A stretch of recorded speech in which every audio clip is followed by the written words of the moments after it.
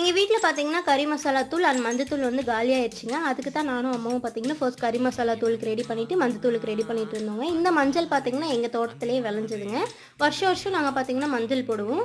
அதில் வீட் யூசஸ்ன்னு சொல்லிட்டு ஒரு 5 கிலோ நாங்கள் எடுத்து வச்சுப்போம். அதை வந்து இது வந்து வேய்ச்சி அடித்த மஞ்சள் தான் வந்து பார்த்திங்கன்னா மஞ்சள் வந்து தூளுக்கு யூஸ் பண்ணுவாங்க. அதை வந்து எல்லாத்தையும் ரெடி பண்ணிவிட்டு நாங்கள் பார்த்திங்கன்னா மாவு மில்லுக்கு கிளம்பி போயிட்டோம். எல்லாத்தையும் மாவு மில் கொடுத்து சூப்பராக அரைச்சி கொடுத்துட்டாங்க.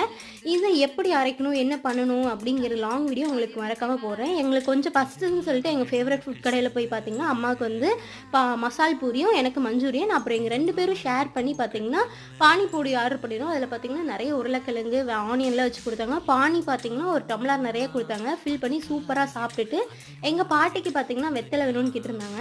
அதனால் நாங்கள் எங்கள் அந்தியூர் ஃபேமஸ் வெத்தலை, எங்கள் ஊர் ஃபேமஸில் வந்து பார்த்திங்கன்னா அந்தியூர் வெத்தலைன்னு சொல்லுவாங்க. இது எங்கே கேட்டாலும் சொல்லுவாங்க. அதை வாங்கிட்டு நாங்கள் வீட்டுக்கு கிளம்பிட்டோங்க.